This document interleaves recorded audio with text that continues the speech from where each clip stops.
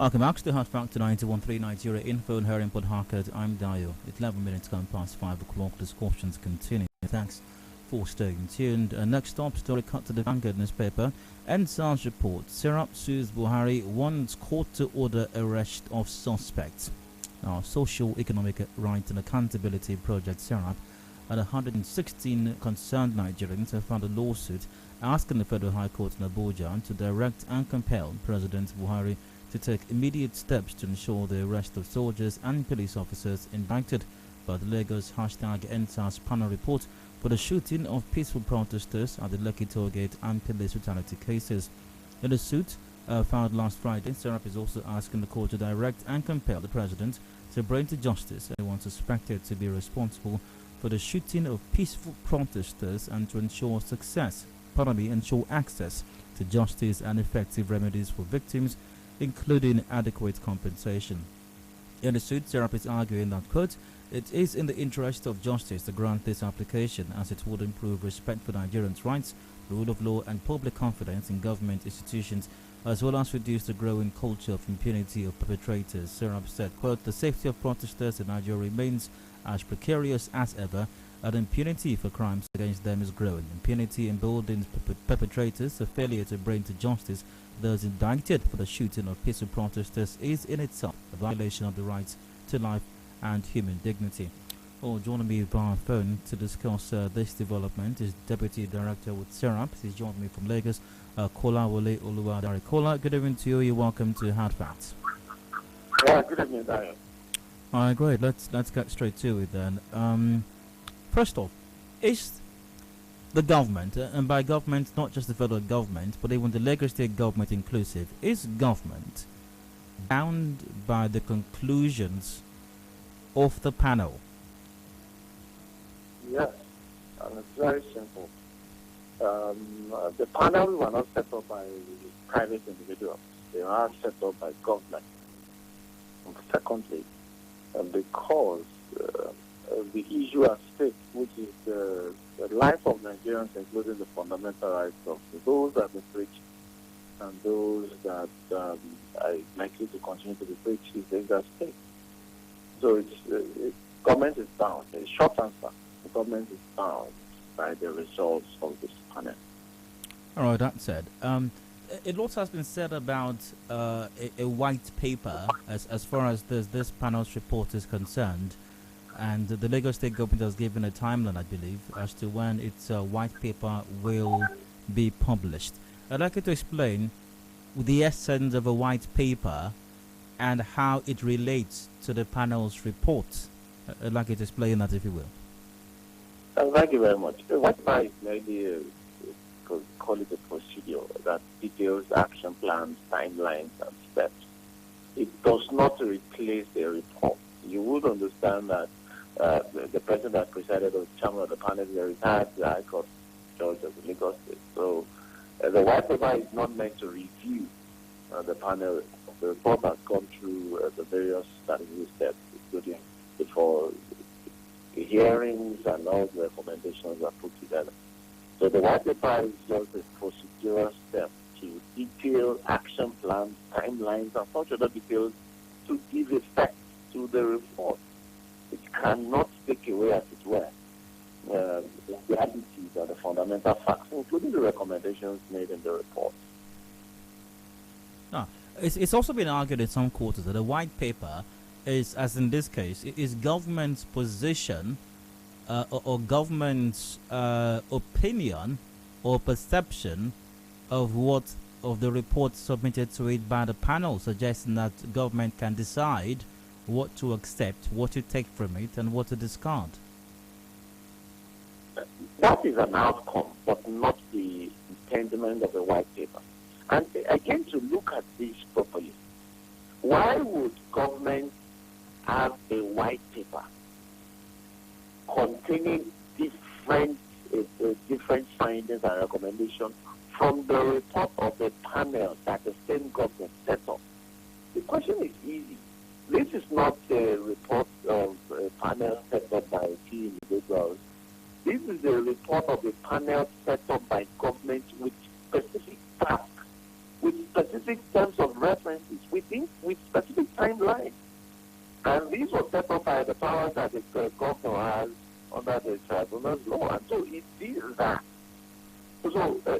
the white paper is automatically not expected to be different from the report, because when you give men and women this kind of assignment, they were sworn to act objectively in the interest of justice.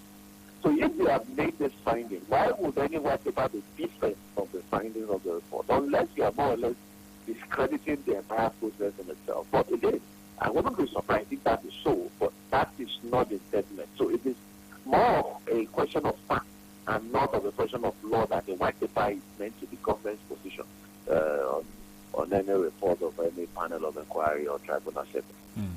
Now, it is expected that members of this panel and any other panel for that matter comport themselves, in the highest possible standards, in being their motivation and other such positive virtues.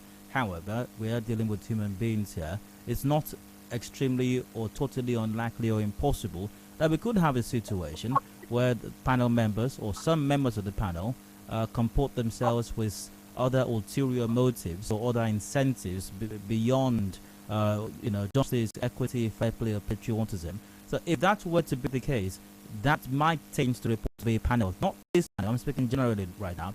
That might change the outcome of an investigation by a panel. Are you saying even if that were to be the case, government is still bound to operate whatever the outcome of the panel is or are because it's set up? Yeah, and I'm not going to the rest of the list here, even though I know that is not the intention. But really, but I'm sure the governor consulted before appointing members of the panel. And don't forget again that the panel is set up under the tribunals and the inquiry law. So it wasn't done because the government felt like he needed to do it. He did it because the law allowed him and the man to do so. And the same law made sure that the people that were chosen as members, people who had integrity, who had different qualities, and who have proven themselves in what they do. So it shouldn't be about the members of the panel, really. And I think we need to drive away from those sentiments that sometimes drive matters of public importance in Nigeria, and we've done that we did. It is about the report, the findings, the recommendations. Are they true? Do they stand to the process of fairness, equity, and justice? And that is what matters. And so, and we are going to see anything from government anyway to discredit any official position from government, to discredit the members that participated on the panel. But again, we shouldn't, even if there is not any challenge to the report, it should be based on facts and circumstances, the processes and procedures and the things that have been presented. I have in mind that throughout the sitting of the panel, it was open to the members of the public.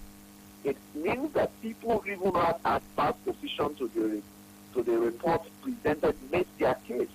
The simplest way I could liken this is somebody submitting himself to the jurisdiction of the court. You went through trial, you brought your witnesses, only to have judgment against you and then to begin to say that the process was not fair. But you participated. Really, the best the government can do now is just implement the findings of the panel. If not, it stands the risk of being not being really not having good intentions to the start. And you want to understand that there was so much goodwill that needed to report when this panel was set up. We can't just throw that away now. Because the findings did not favor some positions. It shouldn't be. Talking about procedure and process that followed, that trailed this entire process as well, I'm sure you're aware that the Minister of State for Labour and Employment, Festus Keyamo, has said the Lagos Judicial Panel on Police Brutality was illegal and a waste of time. And he predicates his position on his opinion, I believe, that state government cannot investigate a federal agency such as the police. Of course, his words are definitely intended to cast doubt or a shadow on the entire process that led to the outcome, which is the report we're debating right now. What's your take on that? Again, you recall the minister prefaced his comments to say that he was not commenting as a minister, he was commenting as a lawyer, which of course is curious, but just like a Nigerian citizen is entitled to his own opinion. But the facts are clear, and I think Nigerians are aware of all this. When this incident happened, the National Economic Council met and gave, that was what led to the instruction to all the states to set up a panel of inquiry. Having in mind that the federal government cannot set up panels for these issues in concerning the state. And that is why in the instance of Lagos State, the panel was set up pursuant to the Tribunal of the Quarry Law and Laws of Lagos State 2015. So there is a legal basis for setting up the panel. And then when you look at the issues that the panel was set up to review, these are actions that burn on the fundamental rights of people, which is very clear that provisions of Chapter 4 of the Constitution. Even to enforce those laws, those rights, you approach the High Court of the state. So it is not about whether these panels do not have a legal jurisdiction at the point. If I understand clearly what he was saying, it was about investigating the federal agency. And I think that is not the point. It is more, and in this sense, it is more about the victims and less about the perpetrators. And that is why I'm happy that the report has clearly shown that there were infractions of fundamental rights of any citizens, and including the agencies themselves. But the finding of the panel and the remedial actions of the panel are two different things. So let the report set up by Lagos State panel impugns, finds a member of the federal police force, which is federal, culpable. Does that to remove from the authority of that panel the final person liable? And then may I ask, is there a Lagos State police force? What is not the Nigerian police force? So just because the panel that sat in Lagos created under Lagos State laws found the federal officer culpable, does that impugn on the powers or the integrity or the legality of the panel themselves? Also, the question is, who are those that shock people at the political gate? Who were disposed? Which officers can carry guns in Nigeria? Are they state officers, law enforcement officers, or federal law enforcement officers? Every Nigerian knows that there is no state police, and so that removes anybody carrying arms within the purview of the state. And I think we shouldn't mix up these arguments trying to cast aspersions unduly. It distracts from the main issue, and it just it doesn't do well for democracy, or even to heal the wounds of the past. All right, I have a question for you now. I'm not sure if you can provide all your response before I have to go for commercial break, but I asked the question nonetheless. And if you don't finish up now, when we return from the break. Now, SERAP has gone to court, asking the court to direct and compel the president to take immediate steps to ensure the arrest of soldiers and police officers indicted by the Lagos #ENDSARS panel report for shooting. You're asking the court to compel and direct the president. Now, there might be a school of thought who believes that maybe SERAP is too much in a hurry. So my question is, what informed SERAP going to court right now? Because the federal government's position as at earlier this month is that the federal government is waiting for panel reports from the states. I imagine they're waiting so they can collate, and I think one or two representatives of the federal government have also indicated that any part of this report that affects the federal government will act on it. And the one that concerns, I think it was Femi Adesina who also said that on some national TV program. They're waiting for the report from the state, and then whatever concerns the federal government will be acted upon. So, since that is the federal government's posture thus far, what then has informed this line of action from SERAP? However, it is time for that commercial break right now, so you give response to the when we return. All right, caller? Yeah, you said? I said it's time for the commercial break now, so you give your response when we return. All right, that's fine. All right, hard back to Nigerian folks. Please stay with us. We'll be right back shortly.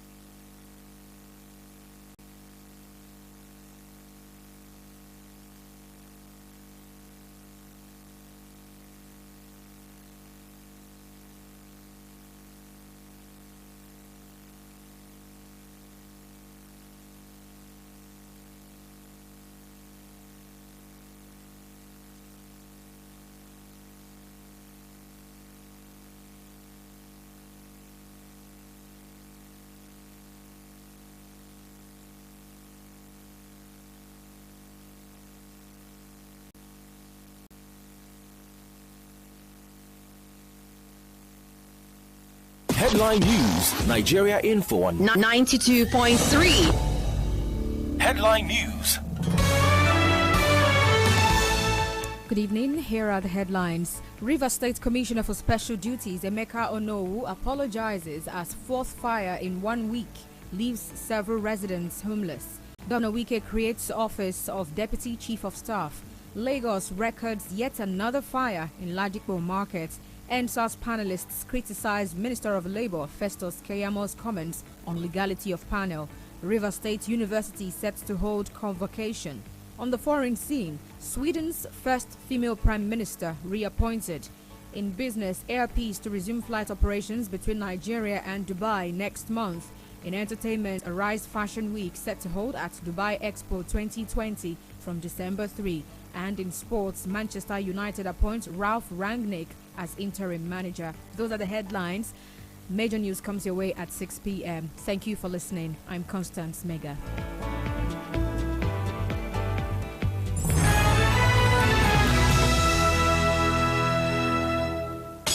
This is 92.3 Nigeria Info, the only place where talk is not cheap. Wherever you are. Hello, my name is Fred, calling from Element Junction. Whoever you are. Listen and talk the talk on your 24 hours news, talk, and sports radio station. 92.3 Nigeria Info. Online, on your mobile, on radio. Close to the Nigerian heart are a number of critical concerns. I agree with every Nigerian. I'm a Nigerian too about that issue. We are everywhere. 92.3 Nigeria Info.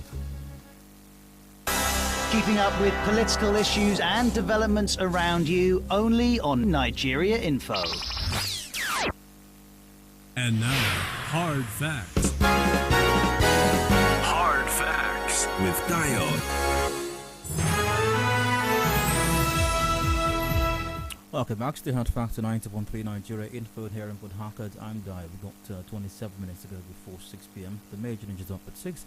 Before then, however, discussions with Kolawole Oluwadare, Deputy Director with SERAP, continues to join me via phone from Lagos. Kola, you're welcome back.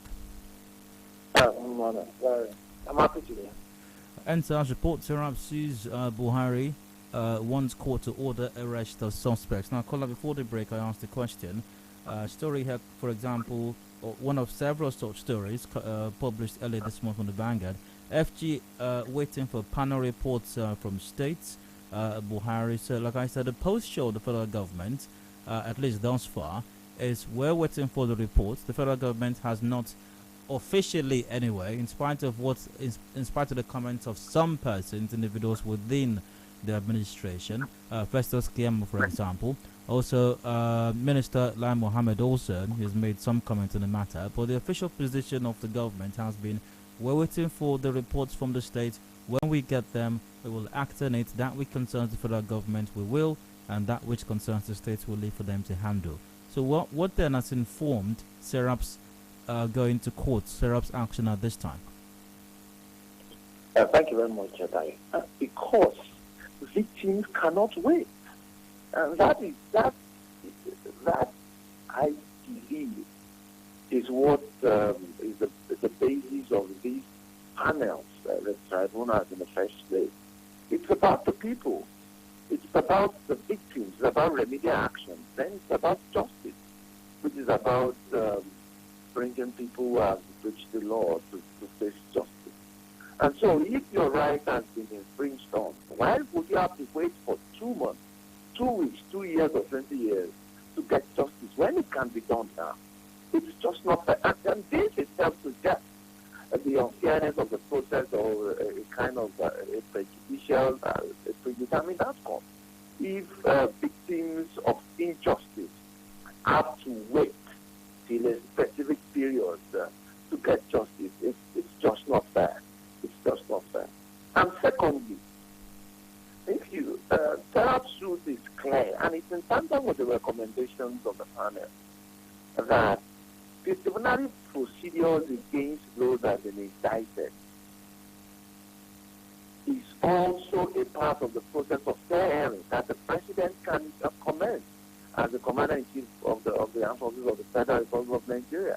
And so we have instances in the police force, for instance, where the real trial, and then the army would have a court martial. It is not that people are going to be summarily punished. No, it is a process. It's an investigation to find out who, the specifics of who is culpable, the extent of that culpability, and then if that is established, then punishment. And if it's not established, then that individual or individuals are free.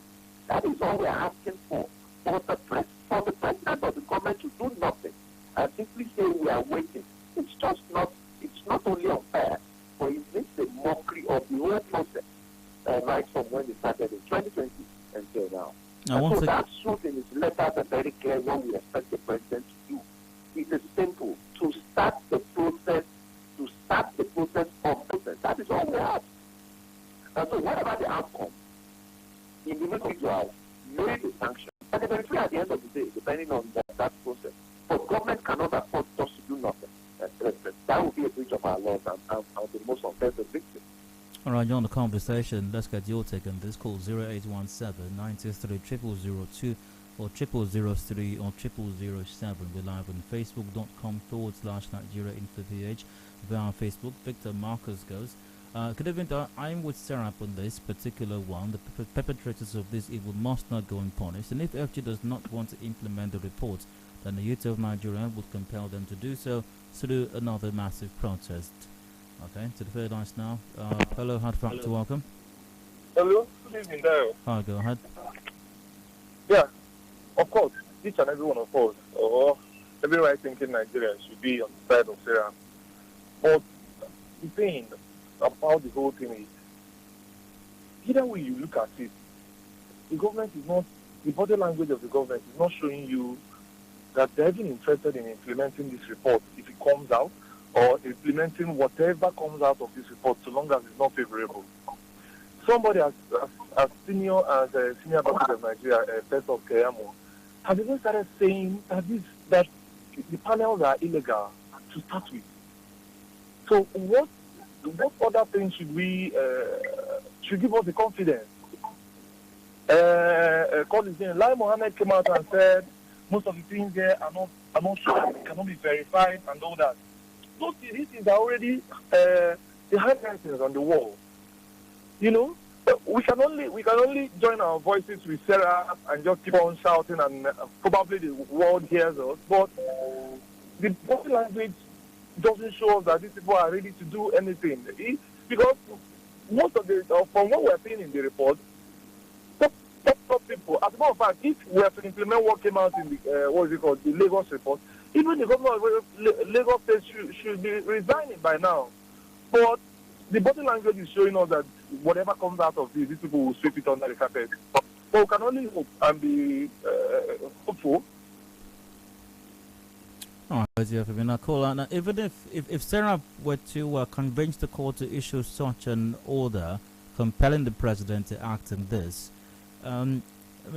is that order in itself enough to compel the president to act in the manner in which SERAP would find appropriate? Yes, the court can make such orders. The court is empowered to make such orders, and the court has made such orders in the past against public officials. It is just as simple as this. The law provides for the president to act in the interest of Nigerians.